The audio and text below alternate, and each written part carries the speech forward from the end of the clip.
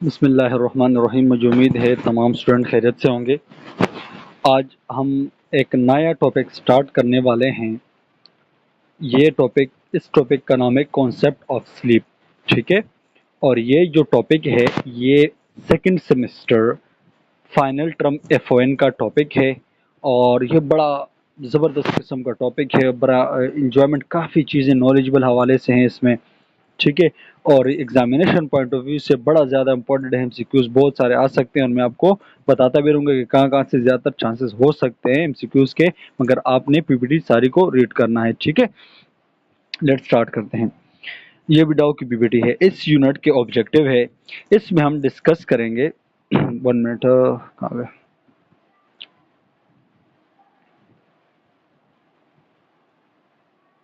ठीक है, अच्छा, इस यूनिट में हम डिस्कस करेंगे, इसकी यूनिट के ऑब्जेक्टिव है कि रेस्ट किसे कहते हैं और स्लीप पैटर्न किसे कहते हैं। ठीक है, रेस्ट और स्लीप पैटर्न के हवाले से डिस्कस करेंगे। उसके बाद डिस्कस करेंगे रेस्ट और स्लीप क्या है, इसका मतलब क्या है। ठीक है, इसके हवाले से डिस्कस करेंगे। स्लीप और रेस्ट के क्या कैरेक्टरिस्टिक्स हैं, आपस में इनको कंपेयर करेंगे कि स्लीप में क्या फ़र्क है, रेस्ट के अंदर क्या फ़र्क होता है। और इसके साथ कुछ स्लीप के कैरेक्टरिस्टिक्स को, दो दो किस्म के स्लीप टाइप होते हैं, उस स्लीप के टाइप को डिस्कस करेंगे। अच्छा, ठीक है, और उस स्लीप के फंक्शन को डिस्कस करेंगे। स्लीप से क्या हमें फंक्शन मिलता है, मतलब क्या फ़ायदे होते हैं, इन तमाम चीज़ों को हम इसमें ब्रीफली डिस्कस करेंगे। ये तमाम ऑब्जेक्टिव इस यूनिट के अंदर हम डिस्कस करेंगे।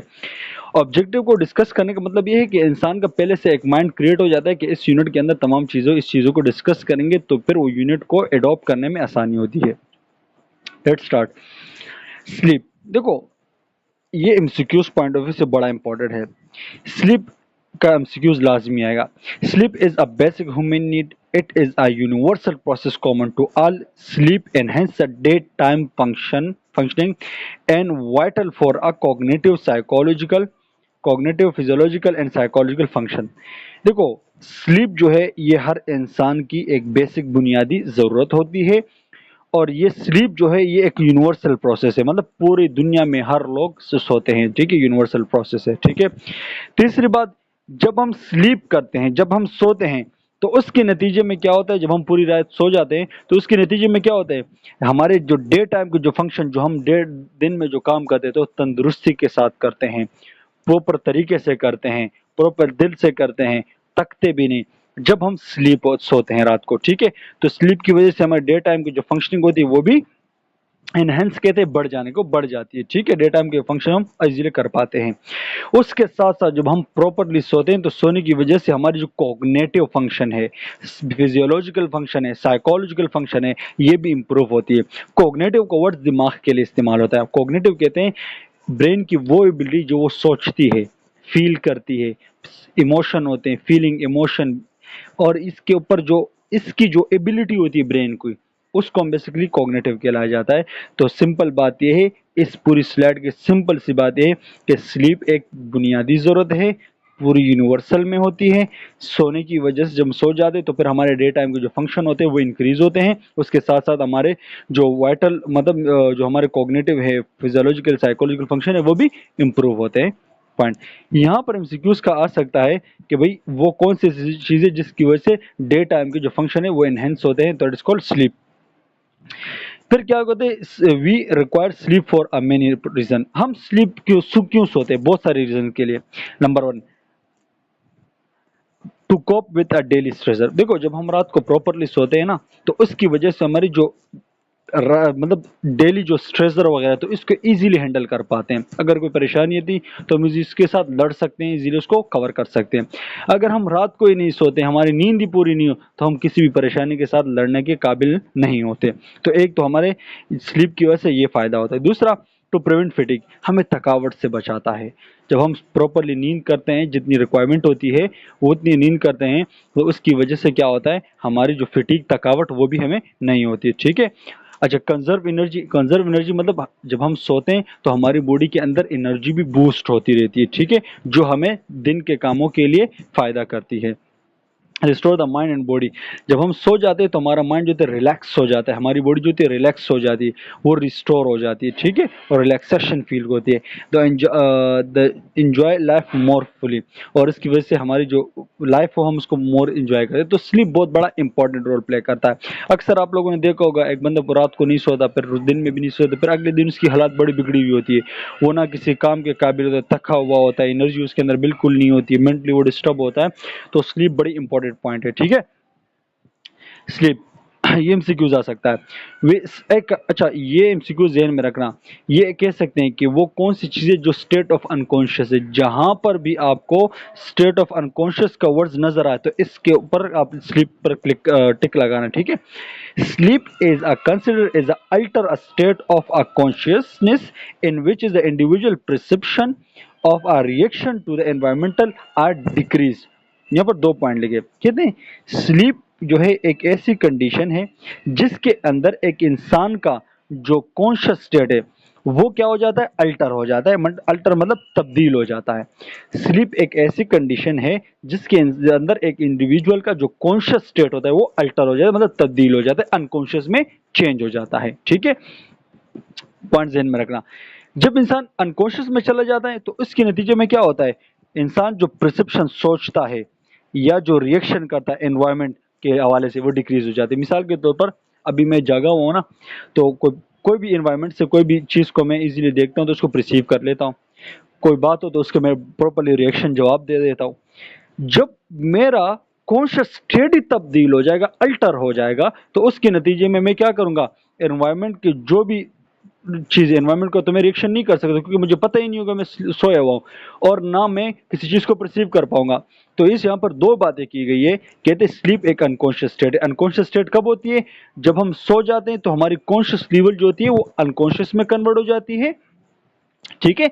और उसके साथ साथ जब वो अनकॉन्शियस में कन्वर्ट हो जाती है तो हमारी परसेप्शन, हमारी सोच और हमारा जो रिएक्शन होता है एनवायरनमेंट के लिए वो भी डिक्रीज हो जाता है। मुझे उम्मीद है कि क्लियर हो गया होगा।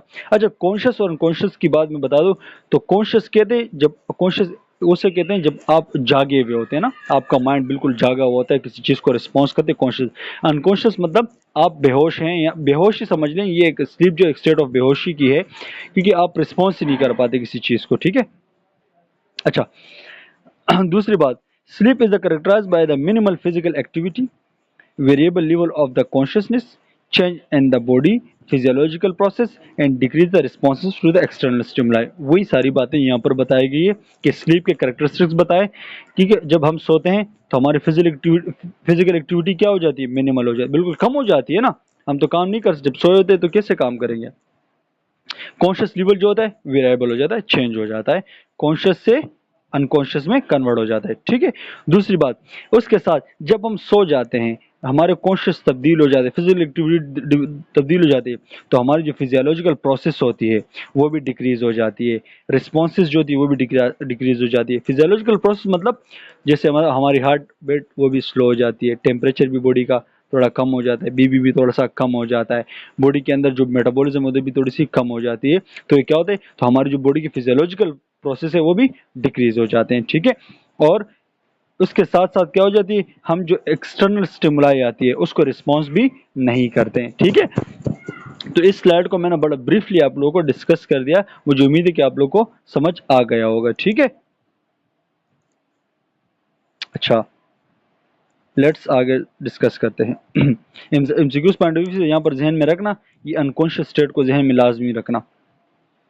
अच्छा, रेस्ट की बात करते हैं। Rest is the condition in which the body is a decrease state of activity without physical emotional stress and freedom for anxiety. देखो, रेस्ट में क्या होता है, रेस्ट एक ऐसी कंडीशन है जिसके अंदर हमारा जो स्टेट ऑफ एक्टिविटी होती है ना वो कम हो जाती है, डिक्रीज हो जाती है। इसमें हमें फिजिकली या इमोशनली स्ट्रेस कम नहीं होता, ठीक है। जब हम रेस्ट करते, रेस्ट मतलब हम आज जाके वैसे ही लेट जाते हैं, थोड़ा सा रेस्ट करते हैं, सोते नहीं, सोने की बात नहीं कर, रेस्ट की बात कर रहा हूँ। तो रेस्ट एक ऐसी कंडीशन है जिसमें हम हमारी जो फिजिकल एक्टिविटी, हमारी जो एक्टिविटीज होती है वो डिक्रीज हो जाती है।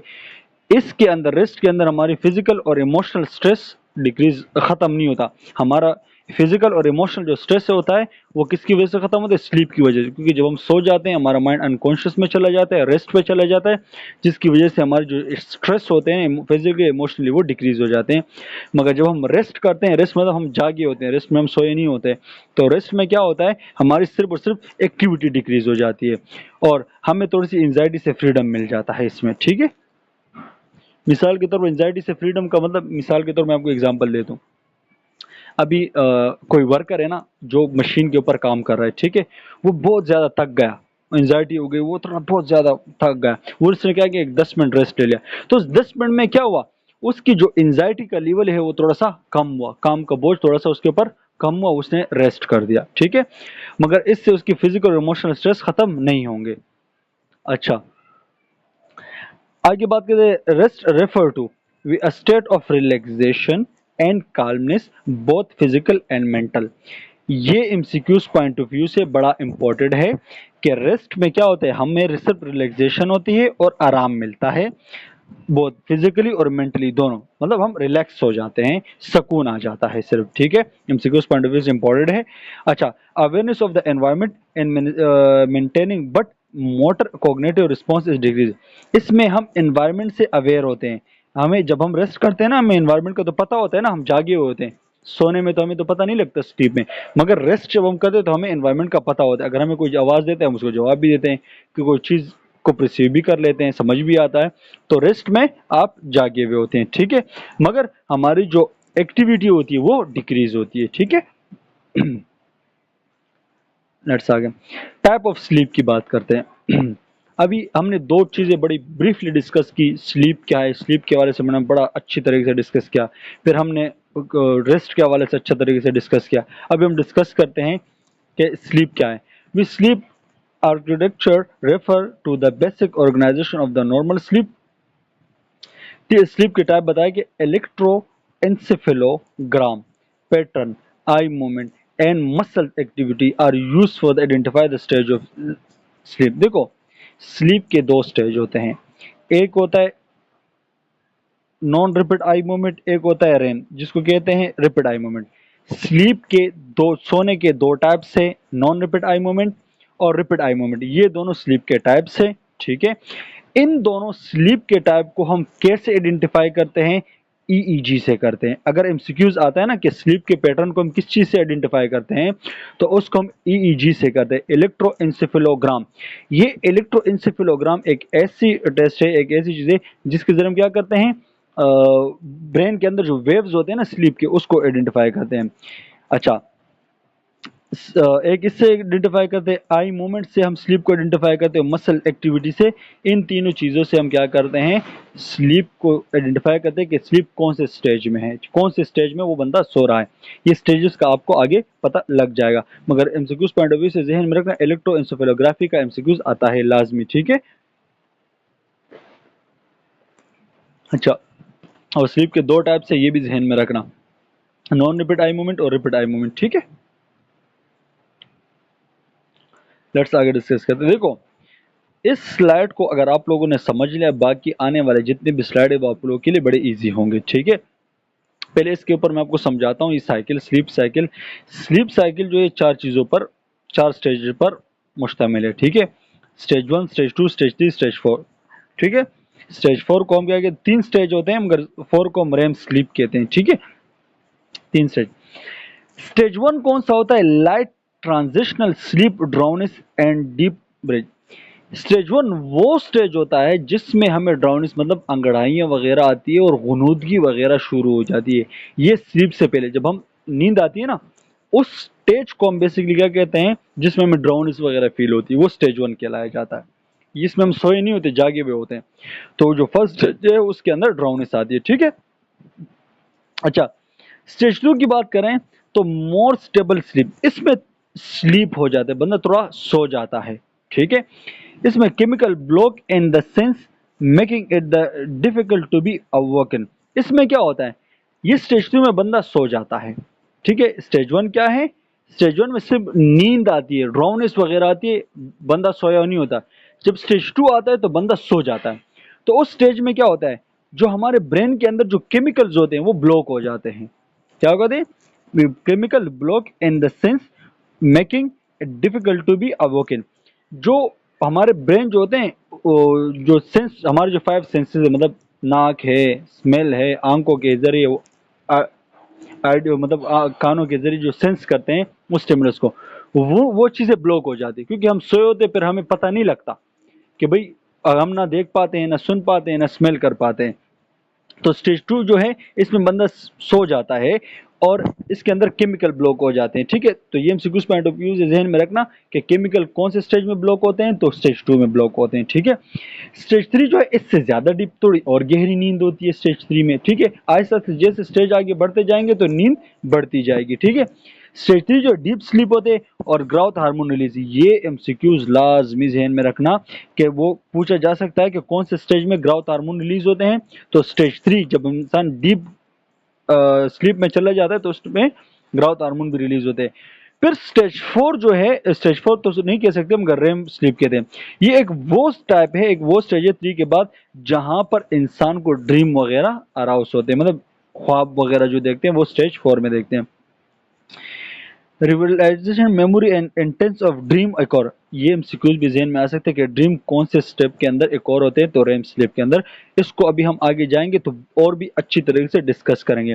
तो यहाँ पर ओवरऑल कॉन्सेप्ट मैंने आपको बता दिया, मेन पॉइंट बता दिए, केमिकल कौन से स्टेज में ब्लॉक होते हैं, ग्रोथ हार्मोन कौन से स्टेज में रिलीज होते हैं, और जो ड्रीम है, ख्वाब है, वो कौन से स्टेज में आते हैं। ठीक है, लेट्स इसमें भी वही सेम चीज है, इसमें 5 स्टेज बताए।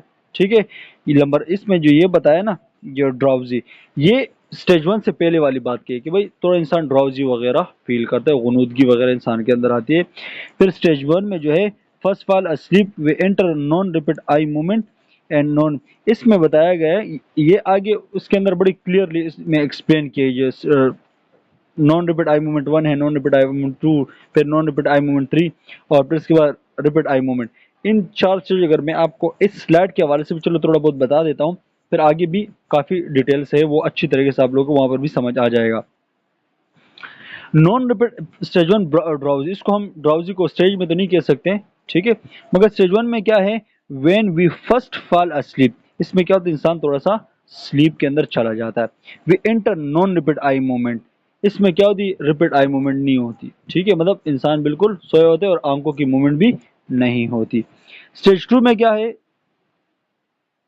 सॉरी, स्टेज 1 स्टेज 2, अच्छा, स्टेज 2 के बाद stage 1 and stage 2, light stage of sleep from the which we can easily be aroused, ये स्टेज 2 थोड़ी और ज्यादा गहरी नींद होती है। फिर स्टेज 3 जो है उसमें और ज्यादा डीपर स्टेज हो जाता है, इसमें और ज्यादा नींद वगैरह होती है, और इसमें उठाना जो होता है थोड़ा मुश्किल हो जाता है, वो किन करना, बंदे को उठाना थोड़ा मुश्किल हो जाता है।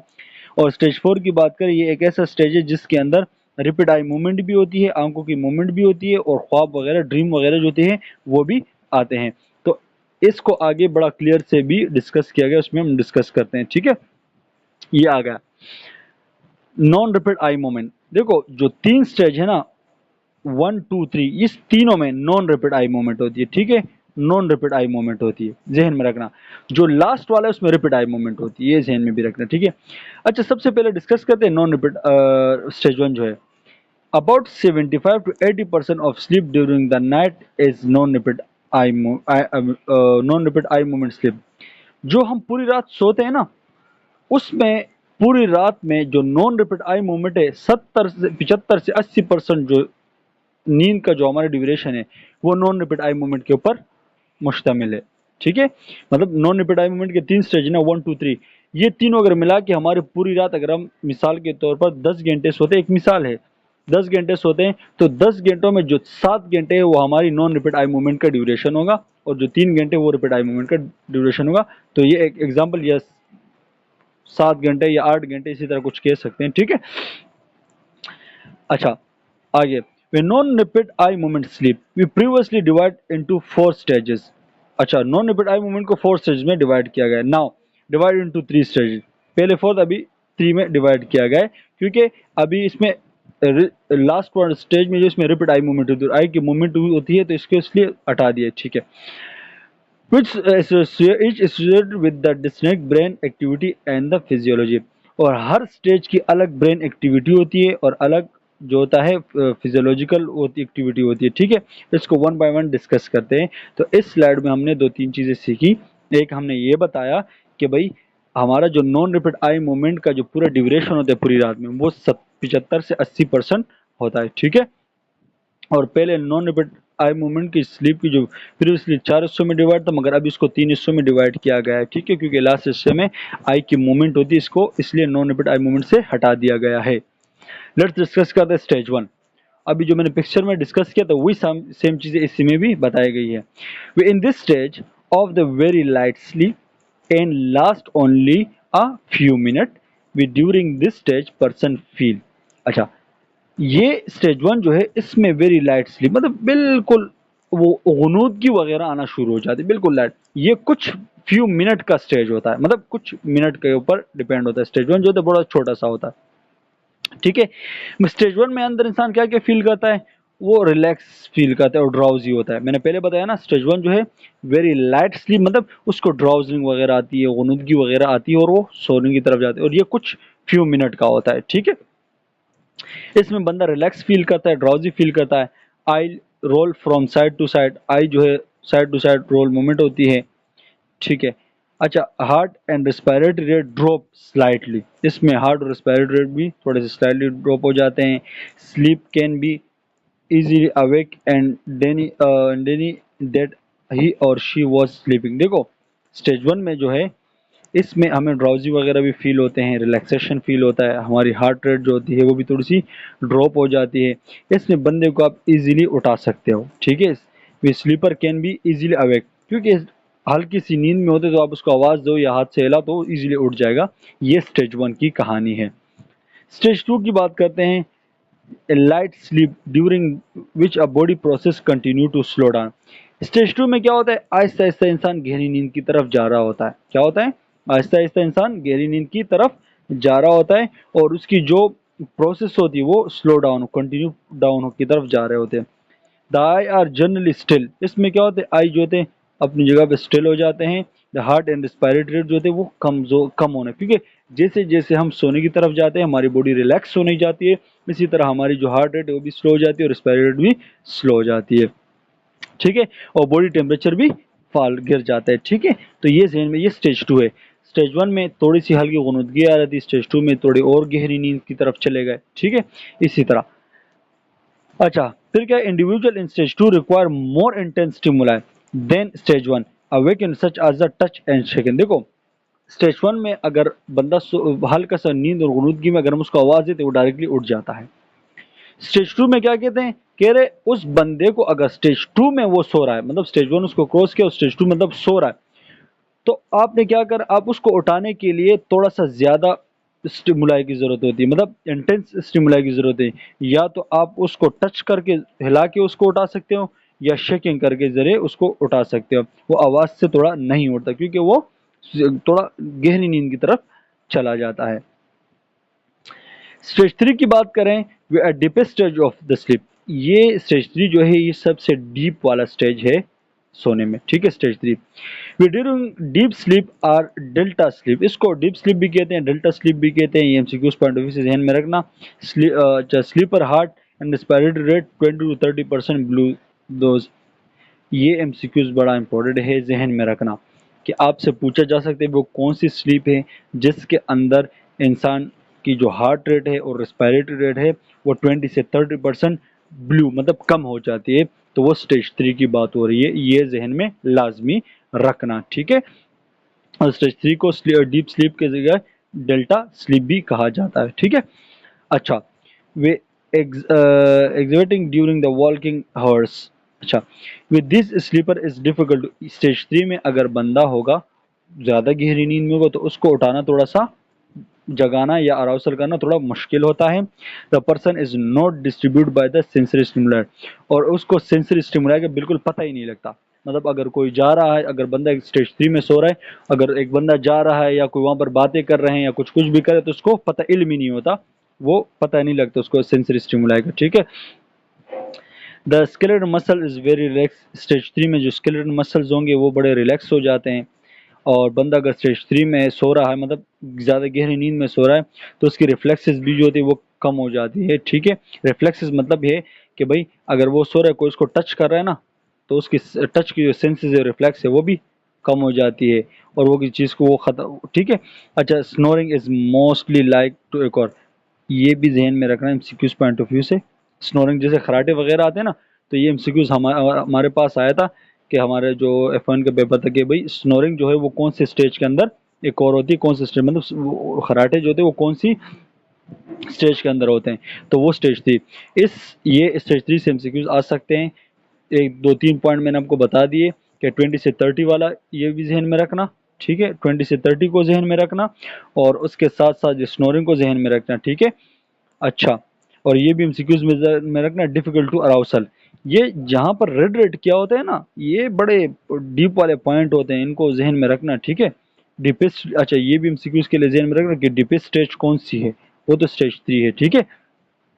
अच्छा, this stage is essential for restoring energy and the releasing important of growth hormone. ये पॉइंट इम्पोर्टेंट के लिए बहुत ज़्यादा ज़रूरी है कि वो कौन सा, ये स्टेज 3 एक वो स्टेज है, बहुत ज़्यादा ज़रूरी एसेंशियल स्टेज है। किस चीज़ के लिए? ताकि एनर्जी रिस्टोर हो सके और ग्रोथ हार्मोन क्या हो सके, वो रिलीज होना शुरू। स्टेज 3 में ग्रोथ हार्मोन रिलीज होते हैं। ठीक है। अच्छा, अच्छा यहाँ पर एक बात ऐड कर रहा हूँ। वो लोग जो अपनी नींद को ख़राब कर देते हैं ना, आदि सुबह सुबह तक जागते रहते हैं, चाहे मेल हो चाहे फीमेल हो, तो उनकी जो ग्रोथ नहीं बढ़ती ना, उनका जो वज़न नहीं बढ़ता। सबसे एक पॉइंट ऑफ व्यू ये भी है।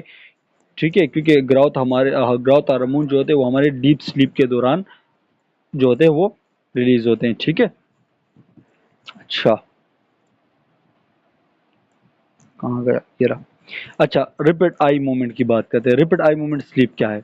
ये स्टेज 4 है। ठीक है, during rapid eye movement sleep brain is highly active, brain metabolism increase as much 20%। देखो जहन में रखना, जब स्टेज 3 खत्म हो गया ना, फिर एंड वाला स्टेज होता है जहाँ पे इंसान आहिस्ता आहिस्ता उसकी जो ब्रेन की एक्टिविटी होती है वो हाईली एक्टिव हो जाता है। एमसीक्यूज आ सकता है कि वो कौन सा स्टेज है स्लीप का जिसके अंदर ब्रेन क्या होता है, वो हाईली एक्टिव हो जाता है और जो मेटाबॉलिज्म होती है, ब्रेन की जो मेटाबॉलिज्म होती है वो 20% इंक्रीज हो जाती है। तो ब्रेन की हाईली एक्टिव और ब्रेन की जो मेटाबॉलिज्म है 20% इंक्रीज कौन से स्टेज में होती है? वो रिपिड आई मोमेंट स्टेज में होती है। ठीक है, ध्यान में रखना। Not is a restful, known as a restful non-rapid eye movement, most dream take place in REM। देखो ध्यान में रखना, ये जो रिपिड आई मूवमेंट वाला स्लीप है ना, ये जो स्टेज है ये रेस्टफुल नहीं है। नॉन रिपिड आई मूवमेंट की तरह ये रेस्टफुल नहीं है, क्योंकि नॉन रिपिड आई मूवमेंट के जो 3 में रेस्ट मिल रहा था ना, स्टेज 1 में तो हल्का सा स्टेज था, फिर स्टेज 2 में जाके थोड़ा और रिलैक्सेशन फील होती, स्टेज 3 में बिल्कुल ज्यादा रिलैक्सेशन, बंदा बिल्कुल सो रहा होता, डीप नींद में होता, तो उसमें बॉडी वगैरह सारे बिल्कुल रेस्टफुल कंडीशन में होती है। मगर जब रिपिड आई मूवमेंट की बात आती है तो ये उन नॉन रिपिड आई मूवमेंट की तरह रेस्टफुल कंडीशन नहीं होती। इसमें बंदा जो होता है, उसके ब्रेन जो होते हैं हाईली एक्टिव होते हैं, ब्रेन की मेटाबॉलिज्म भी हाईली 20% इंक्रीज हो जाती है और इसके साथ साथ ड्रीम जो है वो भी एक और होते हैं, मतलब ख्वाब भी आते हैं। ठीक है, तो ये ड्रीम वाला भी एमसीक्यू जहन में रख रहे हैं, एमसीक्यूज आ सकते हैं। ठीक है। अच्छा, characteristics of rapid eye movement. Rapid eye movement के करेक्टरिस्टिक्स क्या है? वे एक्टिव ड्रीमिंग, इसमें ख्वाब आते हैं। ठीक है, और मे बी डिफिकल्ट टू अराउसल और मे अवेक स्पॉन्टेनियसली, इसमें भी बंदे को उठाना और इसमें बंदे का माइंड तो खुला हो रहता है मगर उसको जगाना वो बड़ा मुश्किल होता है। ठीक है, ये नहीं कि भाई बंदे का माइंड जो है वो हाईली एक्टिव हो गया और उसकी जो मेटाबॉलिज्म इंक्रीज हो गई तो वो जाग जाएगा, ऐसे नहीं होता। ठीक है, तो उसके ब्रेन जो होते हैं वो हाईली एक्टिव होते हैं मगर उसको जगाना होता है, थोड़ा अराउसल करना या उसको जगाना थोड़ा डिफिकल्ट होता है। मसल टोन जो होते हैं डिप्रेस्ड होते हैं इसमें। Heart rate and respiratory rate often irregular होते हैं। ठीक है, कभी तेज कभी स्लो कभी ज़्यादा इस तरह होते हैं। और फ्यू रेगुलर मसल्स मूवमेंट, एक और इन अ पार्टिकुलर रिपिड आई मूवमेंट, इसमें सिर्फ कुछ थोड़े बहुत मसल्स होते हैं वो मूवमेंट करते हैं, बाकी जो होते हैं वो रिलैक्स होते हैं। जैसे कि मसल आई, रिपिड आई की बात करिए कि आई के जो मसल जो होते हैं वो रिपीटली मूवमेंट करते हैं। अच्छा, इसमें क्या होता है, बॉडी मेटाबॉलिक रेट जो होता है वो इंक्रीज हो जाता है। ठीक है, और लो जॉ रिलैक्स होता है, जो लोअर जॉ है हमारी वो रिलैक्स हो जाती है। अच्छा, यहाँ पर कुछ बताया गया है कि भाई ये एक नॉर्मल स्लीप साइकिल के बारे में डिस्कस किया गया है।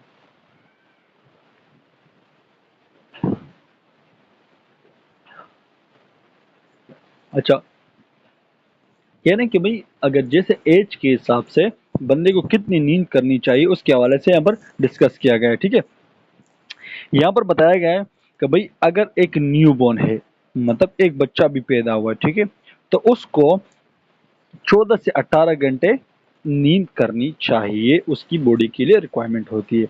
अगर एक बच्चा इन्फेंट होता है, इन्फेंट मतलब है कि भाई वो 28 दिन से या एक महीने से लेकर एक साल के दरमियान जो है उसको 12 से 16 घंटे नींद करनी चाहिए।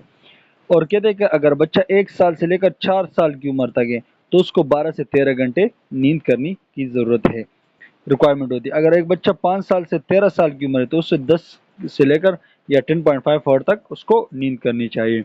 और अगर एक बच्चा 13 से 21 साल के मतलब एडोलेसेंस के एज का है तो उसको 8 से 9 घंटे नींद करनी चाहिए।